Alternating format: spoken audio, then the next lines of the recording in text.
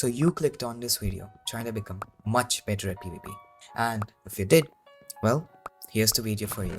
This isn't exactly going to be a video. I'm going to be making a PvP tip series if my channel doesn't die, obviously. And at least for now, I planned 4 videos, each covering 4 subparts, I guess. Today's topic is sprint resetting.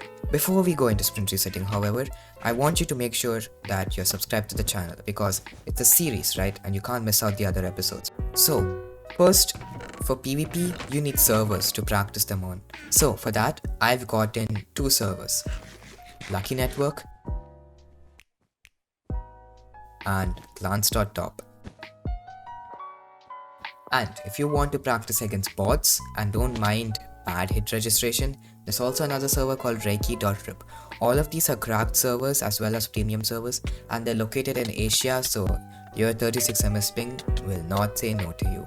These servers are the best I can recommend for PvP. Now, on to the main topic, sprint resetting. So, what is sprint resetting? Well, basically, in Minecraft, when you sprint, you run, you move faster than how you would normally move. And moving faster than your opponent is essential in PvP. But that's not what sprint resetting is. What sprint resetting is it's a means of increasing your knockback. So now you might ask, what is knockback? What is its importance? And how does sprint resetting affect knockback? So I'm gonna answer all those questions. Firstly, what is knockback? Okay, so basically what knockback is when you attack your opponent moves further away from you. And that's basically what knockback is. And what reach is the distance between you and your player. The distance from where you're attacking and your opponent's hitboxes. What is the role of knockback in PvP? So logically speaking, knockback, well, the more knockback you deal to your opponent, the lesser the chances they have of attacking you, because the lesser the reach they have on you. And the higher the chances you have of winning the game or getting insane clips by locking them into a combo. Now, obviously, to increase your knockback, you need to have some methods, and that is where sprint resetting comes in. Sprint resetting, seems like a complex name, but it isn't. It's just, you just basically reset your sprint to increase your knockback. And the reason for that is, in Minecraft, basically, when you sprint, you deal more knockback, and the first hit always deals more knockback than the rest. So essentially, if you reset your sprint, if you sprint on your first hit and then stop sprinting and then sprint again, you're going to be dealing a consistent and high level of knockback to your opponent, therefore increasing your odds of winning the game. So what are the techniques used for sprint resetting? Well, as far as I know, there's 3 main techniques which are actually good. W tapping is awesome, S tapping is awesome, and block hitting is awesome. And that's what we're going to be covering today. So, W tapping, what is it? Well, as the name suggests, it's basically tapping your W key and letting it go, therefore increasing your knockback. So, when you're in a fight with your opponent, you want to time your hits too, and you want to time W tapping as well. W tapping is usually used when you want to start a combo. Not when you want to keep a combo going, but it's usually used for wanting to start a combo. And you need to time it properly too. Think about this. If you W tap too many times in a second, say I'm W tapping 5 times a second, you're essentially going to be moving at a much slower speed than your opponent.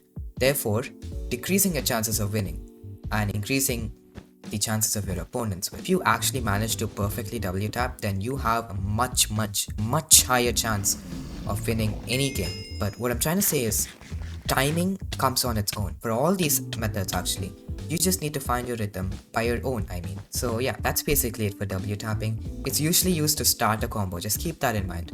Now, S tapping. Again, as the name suggests, it's basically just tapping your S key and letting it go. But where the difference comes is that S tapping is usually used to hold a combo. Okay, so I'm gonna go a little off the paper here. Yes, I actually did write a script for this video. S tapping for me has been much better than W tapping, especially for people who have shitty keyboards.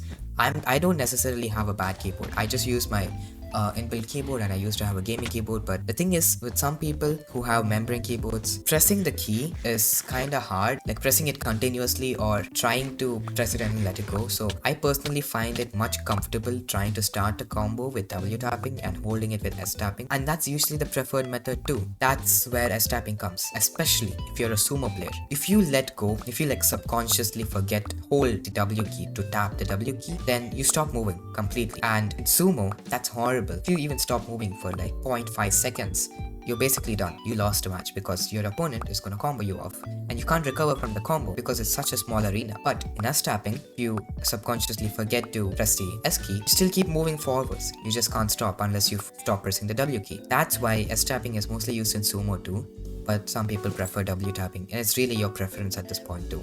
But you know what's not a preference and is used by many people?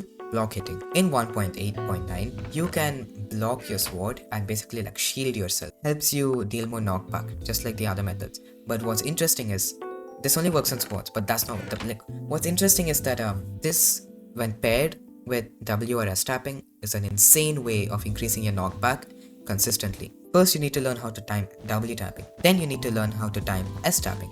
And then you need to learn how to time block hitting. Sure, it may take like 3 or 4 months to master these techniques, but trust me, these help a lot. Now, the disadvantages obviously. We've already spoken about the disadvantages for W and S tapping, but for block hitting, it's a much higher deal because block hitting can only be used by swords. In a game mode which doesn't use swords, well then you're screwed because you can't block it. You need a sword for block hitting, and that's kind of the disadvantage, there's like nothing else.